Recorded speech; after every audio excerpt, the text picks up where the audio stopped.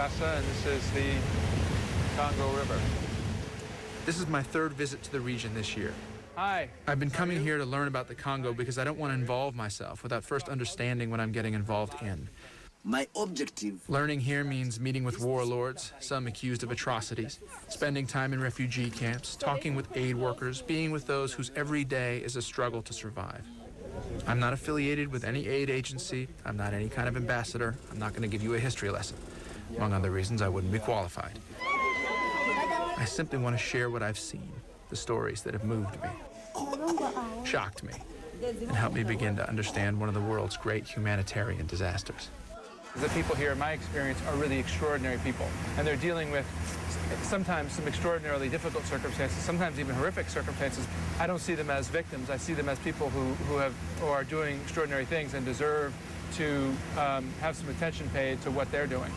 I want to kind of try to bring people along to learn, and if they might not tune into this unless there was some celebrity involved in it, either because they're interested in the celebrity or because they want to see the celebrity kind of make a fool of himself, you know, then so be it.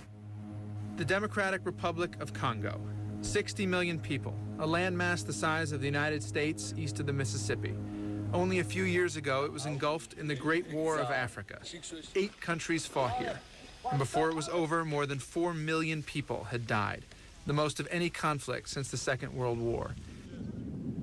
They're still fighting here, and still dying. 1,200 people a day by some counts. And yet most of what we've heard about this country comes from a single book written 100 years ago, The Heart of Darkness. This is a place where in some areas 2 out of 3 women have been raped, where warring militias force children to become soldiers and terrorize the population. It is a place where people flee from their homes to refugee camps, only moderately safer.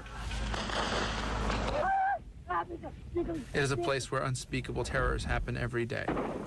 And perhaps just as insidious is how few people are even aware of what's happening.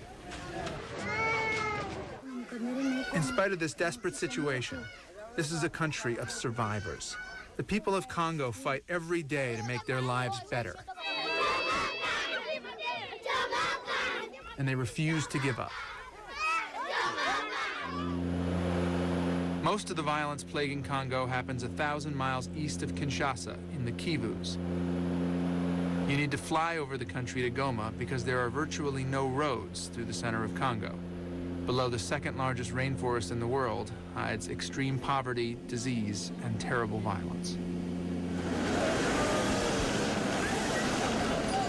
A good place to start is the Bolingo camp outside the city of Goma. These are all Congolese people who have fled their homes. They are refugees in their own country. I spoke with Wuse Gobe, who works with the International Medical Corps. Some of them fled because fightings were too close to them, and they fear everybody, including the regular Congolese army. So they flee to come to a place like on the outskirts of Goma where they feel that they're more safe. Are they safe? Have there ever been attacks in camps like this? Definitely. What do you think has to happen for these people to feel comfortable enough to go home, in effect? That is a question that keeps coming up every now and then. A question with no easy answers. Not only has the government stopped providing security to areas in the east, making the people vulnerable to 22 known armed groups, but the army itself has, at times, turned on its own citizens. She was running away from other fighting? This 14-year-old girl, now a mother, tells me she was raped by soldiers who told her she would be shot if she resisted.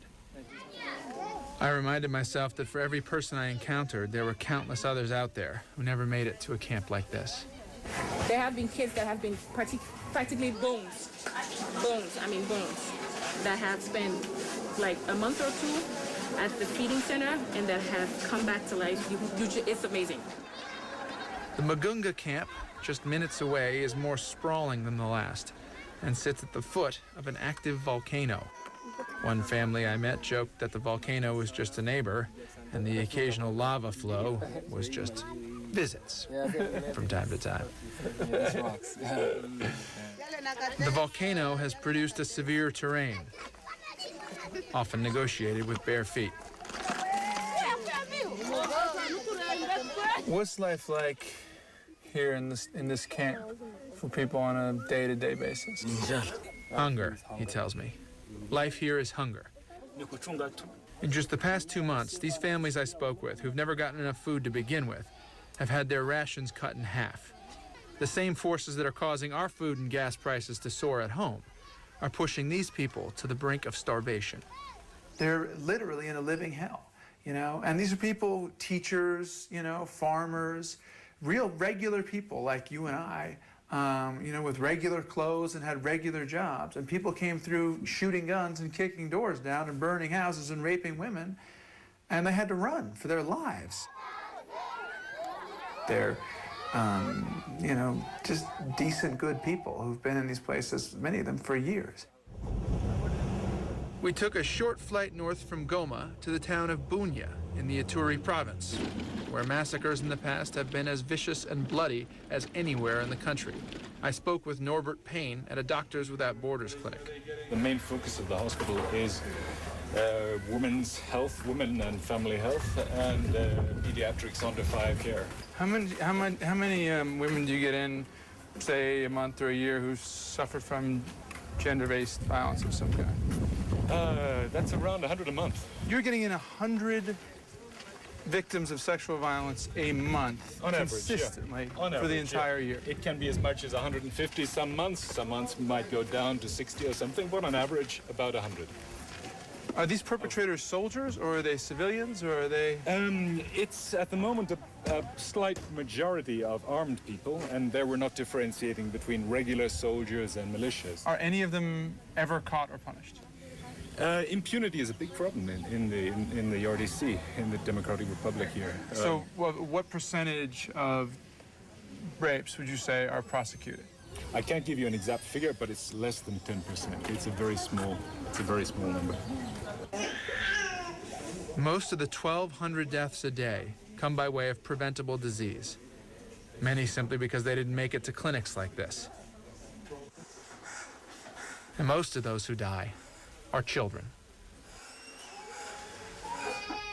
So many children malnourished, all these beds of children who have been born prematurely. And I read the statistic about 1 in 5 children in Congo died before the age of 5, and that was a kind of a shocking window into that. So all these little babies who are, 1 kilogram or 2 kilograms, and I was asking this German pediatrician, and she was saying, yeah, oh well, yes, one died here yesterday. Oh, well, that one may not live, in this very kind of rote way where she seemed to have become completely accustomed to this.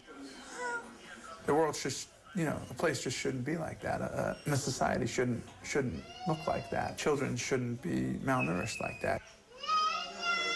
I think the more painful something is, the more you want to distance yourself from it.